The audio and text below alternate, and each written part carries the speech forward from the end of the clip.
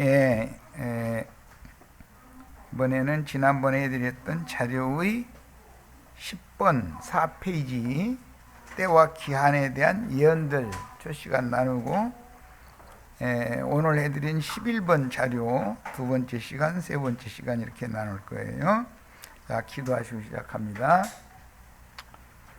여러 가지 상황과 여건들이 굉장히 어려움이 반복 겹쳐지고 있는데, 그래도 우리 형제 자매님들 건강을 잘 지켜주셨고, 신앙심도 잘 지켜주셨다가, 교회 모임에 이렇게 참여해 주셔서 말씀을 들을 수 있는 기회를 새롭게 주시니 우리의 심령이 소송되는 축복이 있는 귀한 집회가 되도록 오늘의 집회 위에 주님의 영이 운행하시길 바라고, 형제 자매님들의 심령과 마음에는 주님의 은혜가 충만하게 임재하시기를 바랍니다. 아멘. 아멘. 자, 오늘 첫 시간 나눌 말씀은 지난번에 드렸던 10분 자료의 그 후반부 때와 기한에 관한 대한 예언들 4페이지 같이 말씀을 읽는데, 다들 안 가지고 온 분들이 많은 것 같으니까 다니엘 2장을 본인의 성경으로 좀 다 찾아, 시간이 걸리겠네. 다 찾아보겠습니다. 다니엘 2장 21절부터 읽는 거예요. 그는 때와 계절을 바꾸시며 왕들을 폐하시고 왕들을 세우시며 지혜자에게 지혜를 주시고 총명한 자에게 지식을 주시는도다. 그는 깊고 은밀한 일을 나타내시고 어두운 데에 있는 것을 아시며 또 빛이 그와 함께 있도다. 이것은 바벨론 왕이 그 첫 번째 꿈을 꾼 그 꿈을, 이제 그 꿈 내용은 금머리와 은가슴과 그다음에 배와 넓적다리, 그다음에 한쪽 다리는 철로 한쪽 다리는 진흙으로 되어 있는 이 부분, 사람의 형상을 네 부분으로 머리로부터 발까지 이렇게 꿈을 꾸고 나서 바벨론 도에 있는 술사들 불러가지고 꿈을 무슨 꿈 꿨다고 얘기도 안 해주고 해석해봐라 그랬더니 아무도 그걸 모르더라는 거예요. 그런데 다니엘은 하나님의 계시를 통해서 느부갓네살 왕이 꾼 꿈, 즉 금신상, 머리는 금, 가슴 부분은 은, 그 다음에 배와 넓적다리 부분은 놋, 그 다음에 양 발가락이 있는 다리 하체 부분, 한쪽은 철로 한쪽은 진흙으로 되어 있는 그런 큰 신상에 대한 꿈을 꾼 것을 다니엘이 지적을 했고, 거기에 대한 해석을 해주는 말을 듣고 나서 느부갓네살이 다니엘의 하나님을 찬송하는 말을 오늘 우리가 읽은 거예요. 느부갓네살의 꿈인 금머리, 은가슴, 놋배와 넓적다리, 철종아리와 철발가락, 이건 느부갓네살이 꿈에 본 금신상의 형상이었잖아요. 네 부분으로 되어 있었죠. 그런 신상을 사람의 손으로 아니하고 뜨인 돌이 하늘로 승천했다가 내려와 가지고는 그 신상을 쳐서 가루로 만들었잖아요. 그런 권세가 있는 하나님에 대하여, 다니엘의 하나님에 대하여 찬송하는 내용인데, 그는 때와 기한을 변하시며 이렇게 했고, 이번 번역에서는 그는 때와 계절을 바꾸시며 그랬어요. 계절을 바꾼다. 이것은 이제 문자대로의 번역인데, 때와 기한이라고 지난번 번역이 됐고, 사실은 시대, 시기, 사계절이 돌아가는 것처럼, 바꾸는 것처럼, 계절을 바꿀 수 있는 것처럼 하나님이 우주 경영을 하실 때 그 때와 그 기한에 맞춰서 그 시대에는 그런 일을 하신다 이거예요. 즉 농사법으로 말하자면 심을 때가 있고 기를 때가 있고 추수할 때가 있고 먹고 누릴 때가 있고 이렇게 네 때가 있잖아요. 그건 네 계절은 상징이죠. 뭐 창세기 1장에는 하늘에 그 큰 두 광명체와 별들을 두셔가지고 날짜와 사시라고 그랬는데, 그 사시라는 게 네 계절이라는 뜻이고 절기라는 뜻이에요. 또 연한을 이루라 이렇게 했는데, 그런 것은 인생사에서 3, 4대를 적용을 하는 문제이기 때문에 나의 아들까지 4대면 나의 부친, 나의 증조부, 나의 고조부로부터 나의 아들까지 4대겠죠. 이런 식으로 하나님은 어떤 가문에서 어떤 누구가 그 후예로 태어나게 만드시는 분이시고, 이것은 계절이 변화되는 것과 같은 이치다 이거예요. 한 세대는 오고 한 세대는 가고 하는 그 생명의 주인이 누구냐 이거예요. 계절이 바꿔지는 것처럼 모든 생명이 심어지고 자라고 열매 맺고 결실한 다음에 거두고 함으로 1년이 가는 것은 우리 각자의 한 세대가 태어나서 죽을 때까지 1년이라는 건 상징하는 거잖아요. 이런 것에 대해서 가르침을 받아야 됩니다. 우리 지체들은 오늘 이런 얘기도 아마 나랑 같이 창세기를 안 한 지체들이 대부분이기 때문에, 사계절이 1년이 지나가면 4계절이 지나가면 1년이 되잖아요. 날짜가 365일이지만 이제 히브리인들의 개념이 360일, 그래서 오지라는 달을 채워야 되니까 윤달을 넣지요.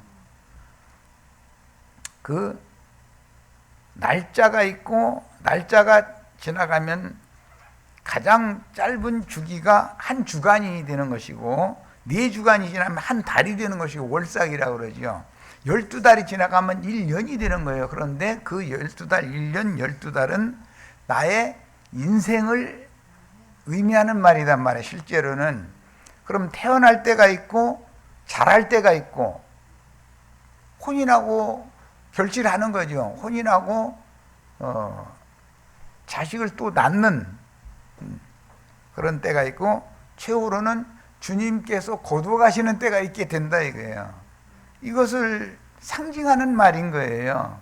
이게 성경은 이 셈족의 그 정신세계, 그들의 문화에 대해서 우리는 지금 배우는 거단 말이에요. 팔레스타인 땅의 기후나 풍토나 그들의 생활 관습이나 이런 걸 배워야 된단 말이에요. 그게 하나님의 사람인 것이죠. 이런 말을 알아듣지 못하면 하나님의 사람이 아니라는 뜻이죠. 그런데 하나님께서나 다니엘의 하나님께서나 날짜와 사시와 연한을 운행할 수 있는 거다 이거예요. 한 세대는 오고 한 세대는 가고 한다라는 것은 사시가, 연한이 자꾸 돌아가는 것을 상징하는 것이잖아요. 그 다음에 왕들을 패하시고 왕들을 세우신다 그랬는데, 인류의 역사의 주관자가 다니엘의 하나님이다 그 말인 것이죠. 미국 대통령 트럼프 하는 짓거리 참 밉지만 말을 믿게 얻어만 그 사람이 말을 그래서 조심해야 돼. 그런데 그 말이 그 사람의 영이거든. 그 사람이 우리가 보기에는 밉지만 그 사람을 또 떠받드는 극우주의자들이 미국에 많이 있었기 때문에 이번에 그 사람이 대통령 지위를 얻은 거잖아요. 그 사람 패하고 다른 사람을 세울 수도 있겠죠. 예를 들자면 그렇다 이거예요. 자금성에 시진핑인가 이 사람이 지금 올해 장기 집권을 하면서 저러고 있는데, 그 용나라와 독수리 나라가 수장들이 지금 서로 으르렁대는 것이 눈에 보이죠? 그래서 이제 정말로 이 성경 예언이 이루어지는구나 라는 걸 알 수가 있죠. 독수리와 용은 서로가 막 붙잡아 먹어서 한이니까.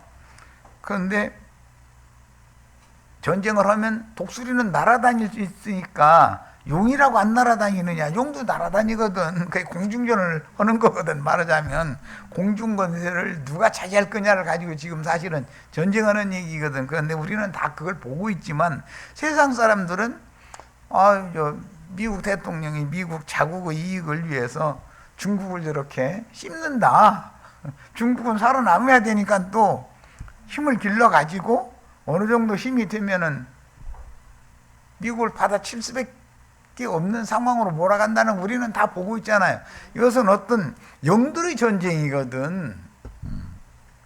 그런데 세상 사람들은 무역 전쟁을 하느니 무슨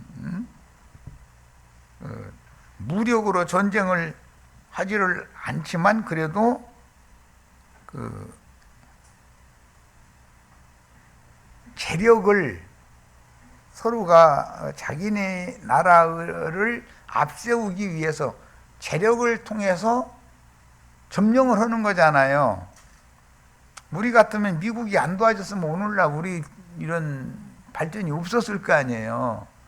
그러니까 그때부터 지금까지 계속 우리나라를 자기 미국의 위성국으로 이렇게 지금 놨으니까 이제 멋대로 해도 된다고 생각을 하는데, 우리나라도 힘이 약간 생기니까 이제는 호락호락하게 안 당하려고 그러잖아요. 국민들도 그렇게 돈 많이 미군들 주둔하는 건 중국하고 전쟁하려고 우리나라 땅에다 미군 주둔시키면서 속심은 그거면서 우리가 너희 도와주고 있으니까 너희 돈 암만 내라 해가면서 억지를 쓰면 그러지 말고 너희 다 미군 다 불러가 버려 이제 이렇게 나와버리잖아. 지금은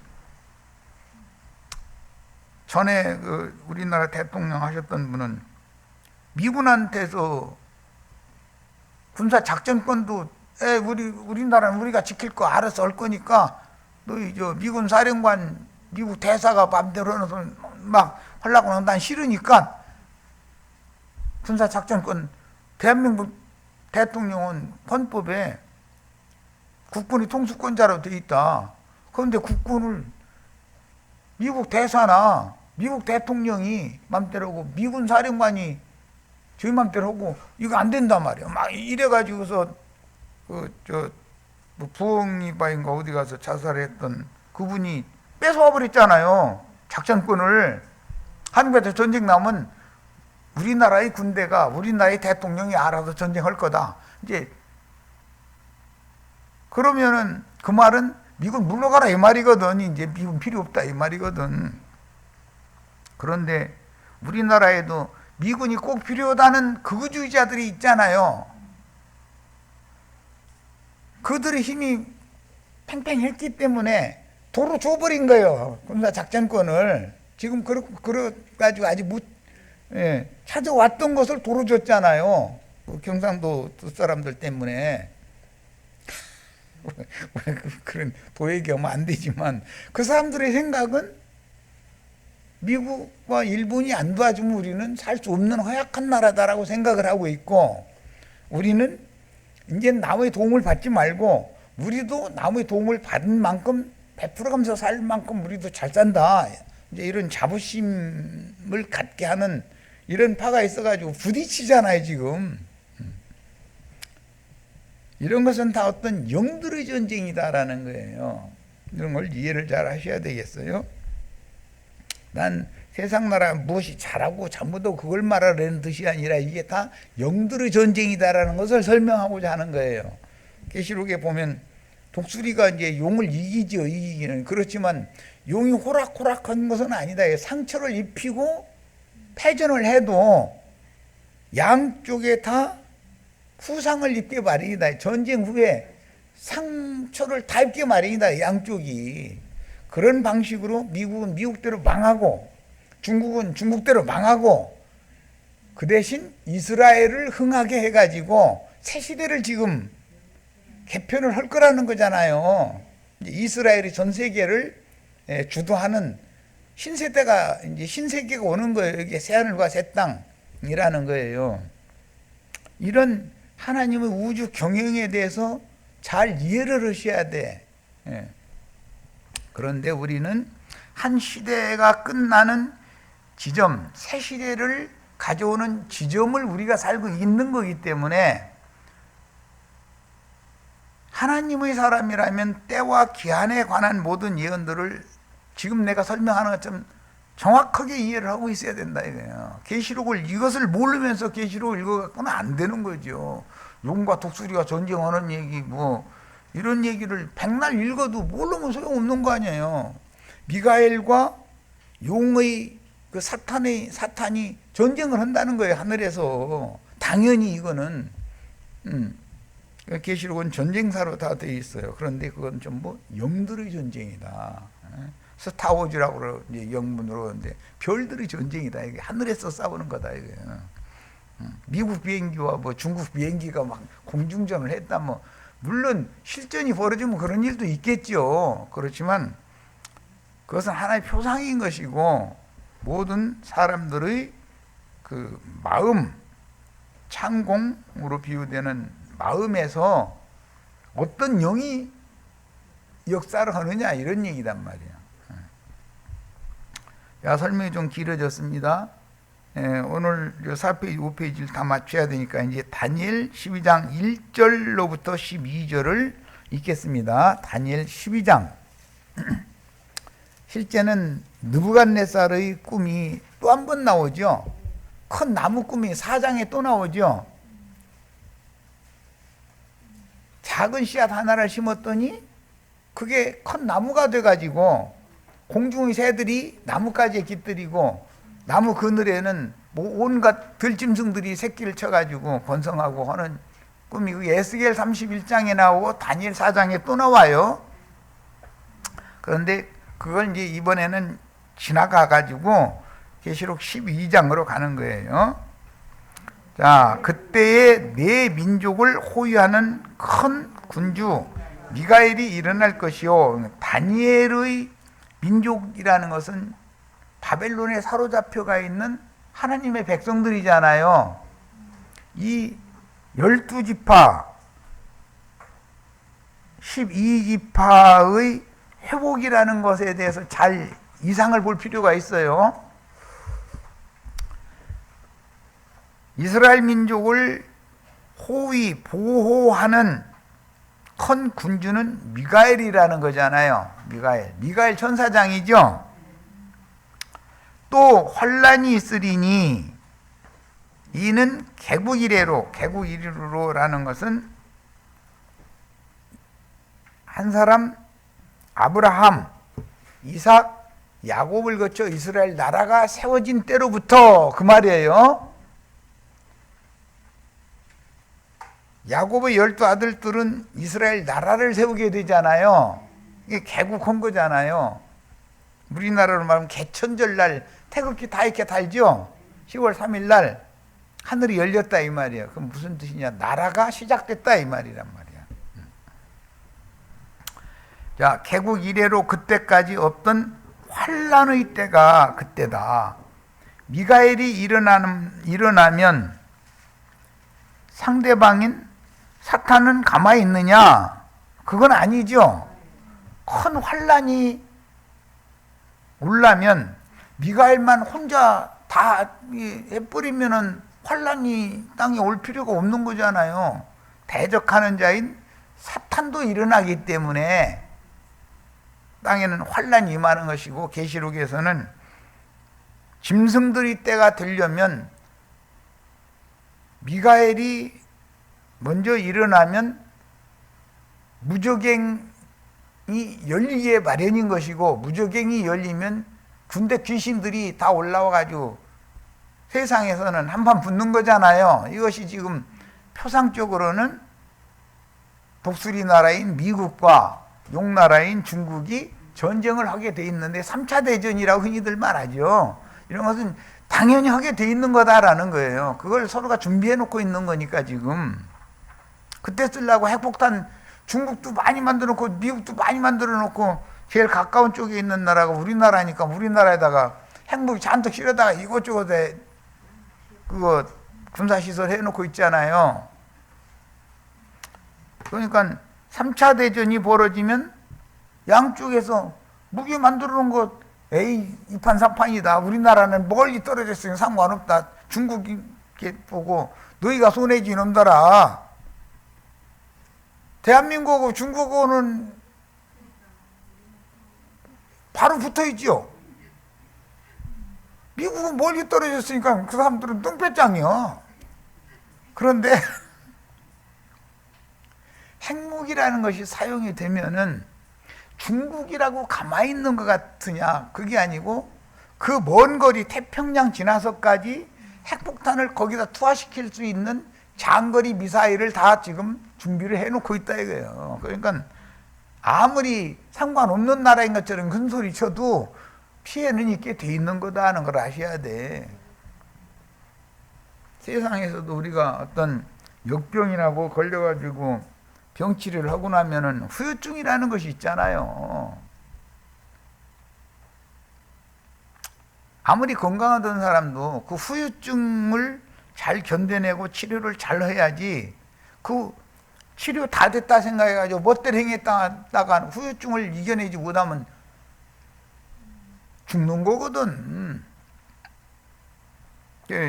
뭐 나 같은 경우는 의사가 주기를 치료가 된 것이 아니라 지금부터 이제 치료에 들어가는 거다.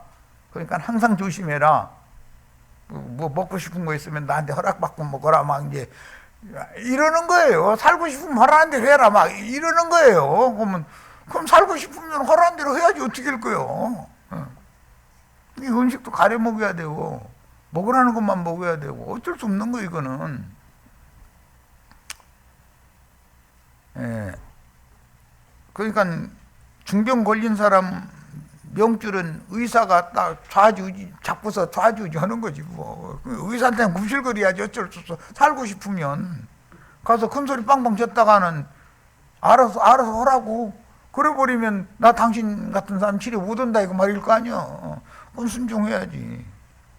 너무 이제 나야 이제 너무 부대끼니까 지금까지는 그 체력으로 감당을 해냈는데 이제는 너무 부대끼니까 이게 항암 약을 좀 적게 먹는 것을 이번 이제 가서 이제 상의를 좀 해보려고 해요. 도저히 너무 힘들어서 기력이 이제 다 된 것 같아요. 지금까지는 잘 버텼는데 그런데 그 의사는 이미 얘기를 했어요. 그때가 온다.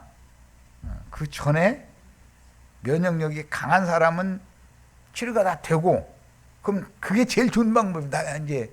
그런데 그 면역력이 원래 약한 사람은 항암 치료를 하는 것을 못 견뎌나니까 그 전에 풀어져서 죽을 수도 있는 얘기를 이제 경고를 했으니까. 그런데 나는 다행히 뭐 지금 많이 너무 좋아져가지고 정상인과 거의 방불한 정도까지 좋아졌고 이제 조심만 하고 있는 중인데 약은 계속 투여를 하니까 막 너무 힘드는 거예요 사실은.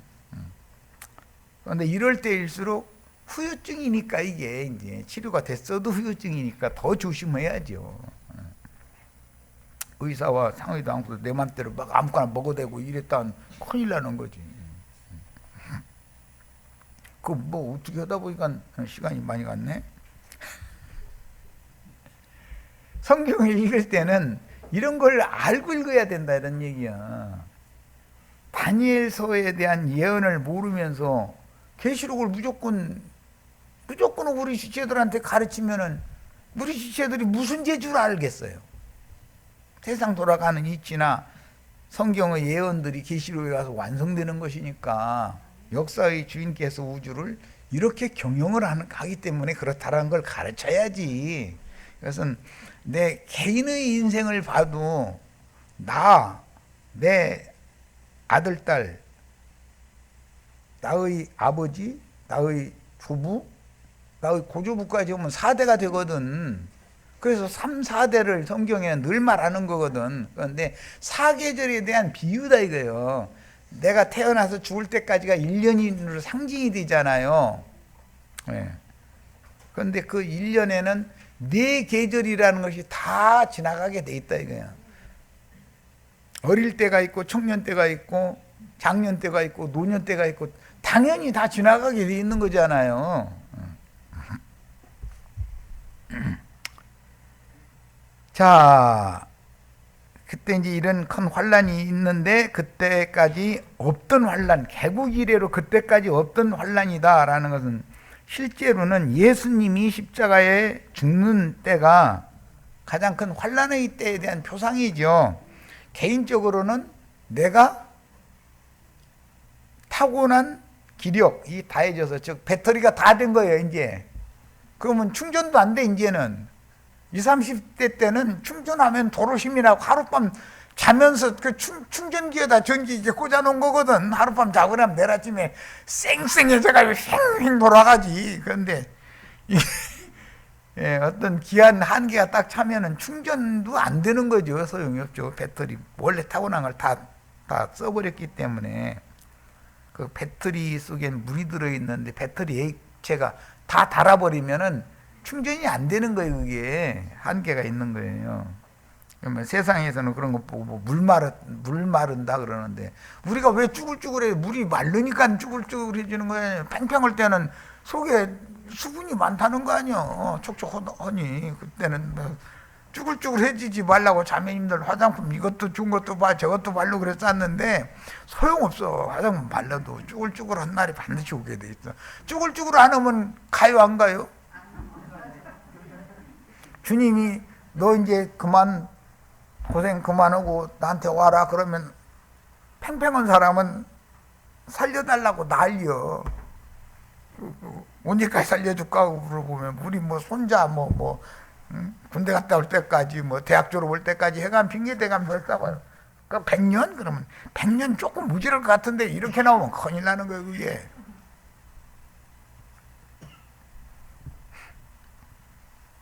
다 누구를 세우고 패하고 세운다는 것은 우리 그 손주들 증손주들도 그렇겠지만은 그것들은 이마에 팔이 앉을 새가 없다는 거예요. 이마에 파리가 앉아 있어서 날갯짓하고 세수하고 앉았으면은 그거 병난 놈이요 그놈이. 공원에 데려다 놓으면은 얼마나 뻘뻘대고 그러고 다니는데 그거 쫓아다니려면 사람 죽어 있는 뭐가 아주 기진맥진 되기만 하고 진중이를 그러고 뜀박질 해도 멀쩡해. 그 왜 그러느냐? 배터리가 아주 신품이라 못 당해. 그거는 그렇게 뛰어다니고 와서 고단해가지고 한숨 자고 일어나면 도로 그래. 앙앙대 쌓고 또 나가자고 그러고. 그 다 아실 수 있죠. 성경에는 기운이 지나여 열조리개로 돌아갔다라는 말이 있는데 태어날 때는 배터리가 신품을 가지고 즉 생명력을 부여받아서 태어났기 때문에 뻘뻘대고 돌아다니는 저거 이제 오늘 병 나겠네 싶은데 병 안 나. 집에 데리고 와서 한숨 재우고 나면 눈 뜨자마자 또 난리 나는 거예요. 가만히 있으면 안 되는 거예요. 난 건강하다 이 말이거든 그게. 그러니까 이런 몹쓸병이 지나가도 그 어린 것들한테는 안 걸리잖아 잘. 왜냐하면 열이 막 속에서 끓으니까 그러는 것이거든. 그게 병균이 이걸 세균이 바이러스지 세균이 아니야. 이게 근접을 못 한다는 거지. 그런데 엊그제 보니까는 이번에 물러가면서 그냥 물러가지 않고 이제는 어린아이들한테 변이되어진 코로나 세균이 어린아이한테 해코지를 하고 지나가더만. 그래서 내가 그런 뉴스를 보고 나서 그럼 이게 마지막이다 내가 판단한 거예요. 이때 잘 조심해야 된다 우리는. 악한 자가 그냥 패전하고 가면은 그냥 가는 법은 없어. 등짝이라도 한번 부려치고 등에다가 뭐 칼이야 꽂진 못하지만 헛칼질이라도 한번 하고 떠나거든. 지금은 이게 이번은 그냥 지나갈 거다. 우리가 조심만 하면. 이제 나는 이제 이런 계시도 이렇게도 생각도 했습니다만은, 어린 아이들한테 그런 변형되어진 세균이 달라붙을 수 있다라고 하는, 이게 왜 그러니 무슨 병인지 모르는, 그런데 이 코로나와 관계가 있기는 있다. 이제 이렇게 되면은 젊은이들도 이제 자기 새끼 문제니까 조심할 수밖에 없는 거죠. 함부로 행하지 못하는 거예요. 하나님이 경고 딱 주고 까불지 마 이놈들, 그러고서는 이제 병마 물러가게 하시는 거겠지. 자, 중요한 얘기가 나옵니다. 내 백성 중 책에 기록된 모든 자가 구원을 받는다라는 것은 유다서에 보면 모세의 시체에 대하여 미가엘과 사단이 서로 변론을 했죠. 예? 그걸 잘 읽어야 돼. 미가엘은 모세의 시체는 네가 가져가는 대신 그 영혼은 내가 데려간다. 이제 이것이고, 미가엘은 모세의 시체만 데려가면은 지가 이긴 줄 알고 있는 거예요. 그런데 사실은 시체라는 것은 그 육신의 몸은 그 속사람을 온전케 구원하시는 과정에 일시적으로 입혀놓은 것이지 그게 완전한 장막이 아니기 때문에 빈 장막 가지고 가봐야 뭐. 그래서 창세기 말씀대로 뱀은 종신토록 흙을 먹으라고 했으니까 그 짓을 하는 거거든. 그런데 그 빈 장막은 마귀 줘야지. 그거 뭐 하겠어, 빈집인데. 그런데 우리 속사람이 그리스도의 생명으로 충만케 채워져서 온전케 된 의인의 영들, 즉 치천사들이 다 되어져서 하나님의 영광에 들어가는 걸 우리는 추구하니까 육의 장막을 벗는 것을 사모하지요. 그게 그 날이라는 것이고 주의 날이라는 거니까. 예. 자, 그 다음에 땅의 티끌 가운데서 자는 자 중에, 그랬으니까 자기에게 허락한 한 세상을 다 살고 죽으면 셈족의 개념에는 땅의 티끌로 돌아가는 거예요. 한 줌의 티끌로. 그런데 죽은 사람의 영혼은 위로 올라가지만 하나님의 말씀으로 거듭난 사람의 영혼, 죽은 사람의 몸은 뱀 보고 종신토록 티끌 먹으라고 했으니까 뱀밥이 되는 거다. 이제 이 얘기예요. 자, 여기에 이제 중요한 문제가 나와요. 티끌 가운데에서 많은 사람이 깨어나는 것은 예수님의 부활 때를 예언하는 말이죠. 그런데 그리스도의 부활은 교회 시대의 끝에도 단체적으로 주 안에서 자던 티끌 가운데 있던 자들이 부활하는 때가 오죠. 자다가 일어나는 때가 와요. 이게 예수님의 부활 때 구약의 이기는 자들이 함께 부활됐었죠. 그런 것처럼 교회 시대의 끝에도 교회 시대 동안의 모든 이기는 자들이 주 안에 데려감을 받아서 음부로 데려감을 받아서 쉬다가 오는 부활 때가 또 있으니까 그때 하나님의 아들로서 다시 산다 이거예요. 육체로는 죽었으나 뭘로는 다시 살아요? 영으로는 다시 살아요. 이런 것을 정확하게 아셔야 돼. 그런데 교회 시대의 끝에만 그런 일이 있는 게 아니라 그 천년이 찬 후에도 또 한 번 그런 일이 있다는 거예요. 그러니까 구약 시대의 끝에 한 번 있었고 교회 시대의 끝에 한 번 있고 천년왕국 끝에 또 한 번 있을 것이다. 야, 그런데 그때 영생을 받는 자도 있겠고 수치를 당하여 영원히 부끄러움을 당할 자도 있게 된다는 거예요. 이것도 굉장히 중요해요. 이 생에서 신앙생활을 했는데 데려감을 받으면, 이기는 자로 데려감을 받으면 다행이거니와, 이 생에서 신앙생활을 열심히 한다고 했지만 바깥 어둠에 버려둠을 당할 자들이 많이 남죠. 생존 세상에서도 그렇고 사후 세계에서도 데려감을 받을 자가 나오고, 음부의 하나님의 낙원에, 주 안에 음부에서 천년이 살 때까지 다시 살아나지 못할 자들이 얼마든지 있다는 거예요.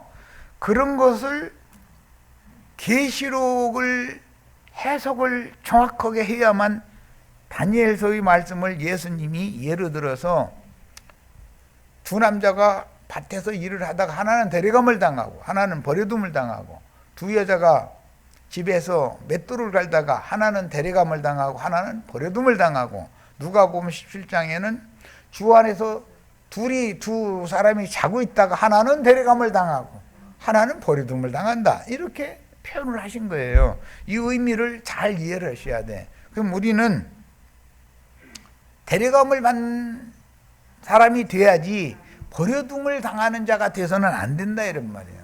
버려둠을 당하는 자라고 해서 하나님은 구원하는 것이 목적이었기 때문에 다 지옥불로 버려지는 것은 아니죠. 버려둠을 당한 자들 중에 이스라엘 12지파 중에 120명이라고 하는 사람들은 예수님의 부활과 승천에 참여한 자들은 아니었음에도 불구하고 혈통적인 유대인들인데 예루살렘 교회로 구원을 받았잖아요. 버려줌을 당한 자들 중에서 구원을 받은 거잖아요.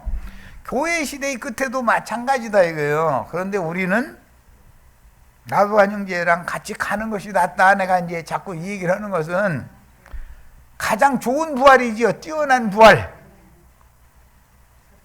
첫째 부활이라고 그랬어.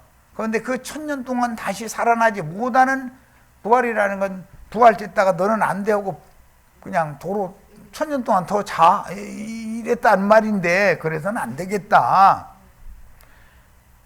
또 세상에 살아남아서 그날을 맞았는데 짐승의 때를 몸으로 경험을 하고 살아남는 자가 되는 것을 추구하지 말아라. 살아남으면 50대 50이다.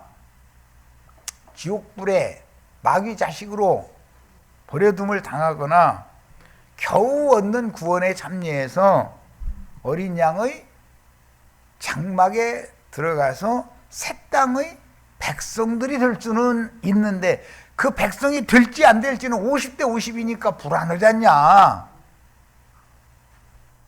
이런 것을 계속 가르친 말을 이해를 잘 하시기를 바라요. 자, 그래서 많은 사람을 옳은 대로 돌아오게 하는 자가 별과 같이 영원토록 빛나리라 그랬는데, 이게 계시록에는 온 땅에 보내심을 받은 하나님의 7 영들이고 증인들이잖아요. 증인들이라는 것은, 증인이라는 말은 순교자라는 말도 같은 뜻인 거예요. 자, 다니엘아, 마지막 때까지 이 말을 간수하고 이 글을 봉함하라. 봉함되어 있는 말씀인데, 마태복음 13장에서 창세로부터 감추인 천국의 비밀의 첫 번째 인을 예수님이 띄셨죠. 예수님이 세상을 이긴 자이기 때문에 이긴 자만이 뛸 수가 있는 거예요. 그런데 이만희도 그러고 장길자도 그러고 박명호 뭐 이연래 등등 이런 자들, 지가 이긴 자리잖아. 성경에는 유대지파의 사자 다윗의 뿌리가 이겼으니 이 인봉된 책을 그분이 뛸 거다 그랬죠. 그 이긴 자는 예수를 말하는 거죠. 그러니까 뭐 이만희, 장길자, 박명호 이런 사람들 인간을 앞세우면 말도 같지 않은 소리 하는 거예요. 그런데 그분의 사자들이 되어져서, 힘센 천사가 보낸 사자들이 되어져서 많은 사람을 우리 형제 자매님들은 옳은 대로 돌아오게 한다. 옳은 대라는 것은 하나님의 의에 돌아오게 한다 이 말이에요. 그러려면 진리를 알아야죠. 다니엘아 마지막 때까지 이 말을 간수하고 이거를 봉함하라. 많은 사람이 빨리 왕래하며 지식이 더하리라.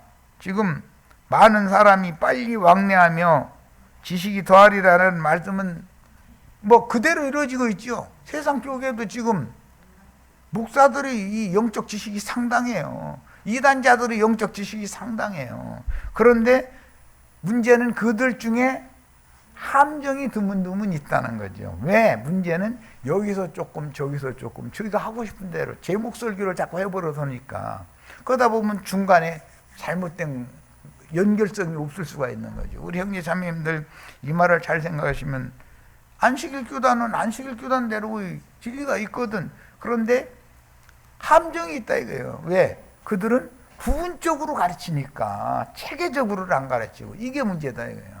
그 연결성이 없는 거죠. 나 다니엘이 본즉 다른 두 사람이 있어. 여기 다른 두 사람은 미가엘 전사장만 있는 게 아니라 가브리엘 전사장도 있다 그 말이에요. 계시록에 보면 힘센 천사가 둘이 나와서 역사하잖아요. 항상 그것은 미가엘 전사장은 가브리엘 전사장이 나가서 좋은 소식을 우리 형제 자매님들에게 계시해주고 알게 해주기 위해서는 미가엘 전사장이 흑암의 권세와 전쟁을 해서 길을 열어줘야 되거든. 네. 하나는 강 이쪽 언덕에 섰고 하나는 강 저쪽 언덕에 섰더니 그중 하나가 세마포 옷을 입은 자 곧 강물 위쪽에 있는 자에게 이 놀라운 일의 끝이 어느 때까지냐라고 외치니까 내가 들은즉 그 세마포 옷을 입고 강물 위쪽에 있는 자가 두 사람 중에 강물 위쪽에 있는 자죠. 그리스도의 영을 말하는 거예요. 자기의 좌우 손을 들어 여기 이 말씀이 계시록 5장에 인용이 됐잖아요. 하늘을 향하여 영원히 살아계신 이를 가르쳐 계시록 5장에서 이 말씀 인용했어요. 이러되 반드시 한때와 두때와 반때를 지나서 성도의 권세가 다 깨지기까지니. 그러니까 이때는 성도라는 것은 하나님 말씀을 맡은 이스라엘 12지파를 말한 것인데 성도의 권세가 주님의 예언대로 예루살렘 성과 성전이 다 무너지면 권세가 다 깨져버리는 거잖아요. 모일 수도 없게 되는 거고 우리도 이제 모일 수 없게 되는 날을 준비를 해야 되잖아요. 통금령, 교회에 모일 수 없는 통금령이 내려지는 날이 온단 말이에요. 이제 그 전에 우리는 대례감을 받아야지. 짐승 때 오기 전에. 이것은 유대교의 권세가 다 깨지는 것은 하나의 상징이고 세상 쪽의 교권이라는 것이 흔히 말하는 삼권이라는 것이 다 깨지는 때가 와야 말씀이 응하는 거잖아요. 우리 시대에는. 예. 내가 듣고도 깨닫지 못한지라. 그때 다니엘은 바벨론에 있는 하나님의 백성들을 위해서 주님께서 포로된 백성들과 함께 바벨론으로 사로잡혀가게 만든 선지자였음에도 그는 선지자가 분명한데도 이런 이상과 계시의 말씀을 줄 때 이게 무슨 뜻인지를 깨닫지 못했다 이거예요. 우리는 지금 이런 모든 말씀이 이미 봉함된 책이 아니라 열린 책을 받아먹고 있는 시대에 살고 있으니까 다니엘보다 우리가 훨씬 더 행복한 거죠. 우리가 다니엘보다 크죠.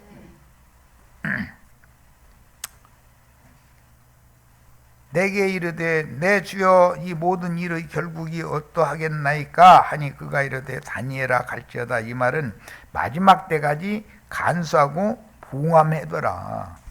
그러니까 다니엘의 그 예언은 예수님이 오실 때까지 봉함되어 있고 그 다음에 사도들의 예언 중에 특히 요한 사도가 기록한 계시록의 모든 예언들이 어떤 자들에게는 봉함되어 있고 어떤 자들에게는 열려 있다라는 말이에요.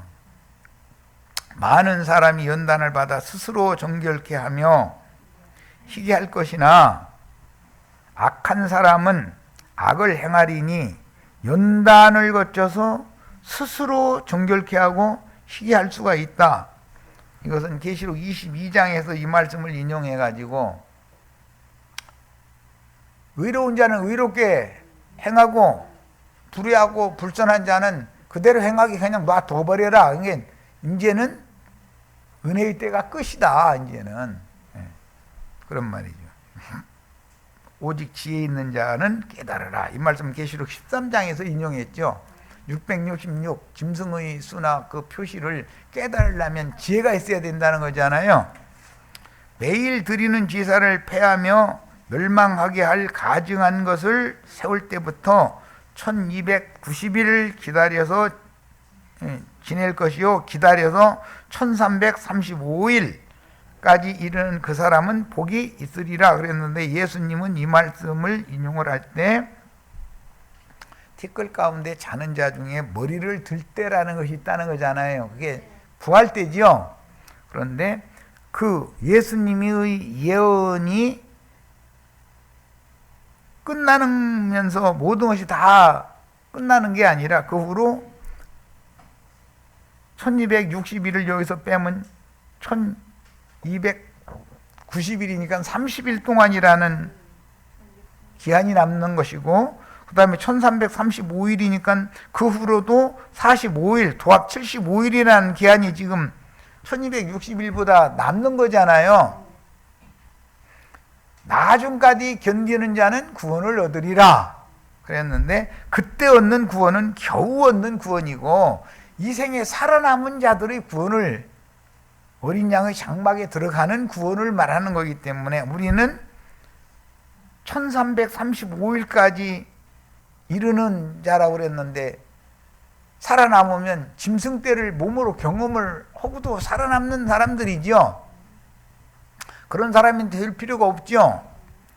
이게 요한보고 속해 될 일을 계시해 준다 그랬는데, 사실은 요한 사도가 죽고 나면은 이스라엘 나라의 멸망이 곧 온다 이 말이에요. 자, 그런 예언이다. 우리 형제 자매님들은 나도한 형제가 이제 가끔 얘기할 때 알아듣기 쉽게 하려고, 나도한 형제 데려가실 때 같이 데려가면 좋지 않냐. 계시록에 두 증인들이 갈 때 7천이 같이 가는 얘기를, 그 7천에는 다 들어가야 되지 않냐. 이제 내가 이런 얘기를 여러 번 했어요. 자, 너는 가서 마지막을 기다리라. 이는 네가 평안히 쉬다가, 그는 수고를 할 만큼 했으니까 끝날에는 네 몫을 두리라. 이 몫이라는 것이 분깃이라는 거예요. 모든 기업 전체를 받은 것은 부활하신 예수님이 하늘과 땅의 모든 권세를 받아오는 거고, 그 그리스도로 말미암아 각 사람의 성품과 그 사람의 인격이나 그 사람의 신앙의 수준에 맞춰서 분량대로 기업을 준다 이거예요. 은사가 다 다르니까 다른 은사를,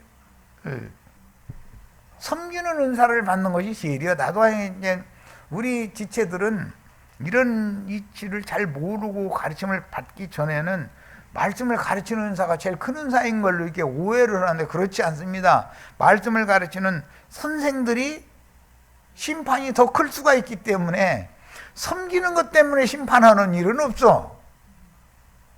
뭔 말했는지 아실 거예요.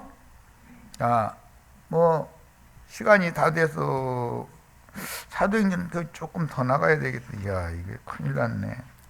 그러면 마치고 두 번째 시간까지 지난번 자료로 말씀을 나눌 수밖에 없네. 마칩니다.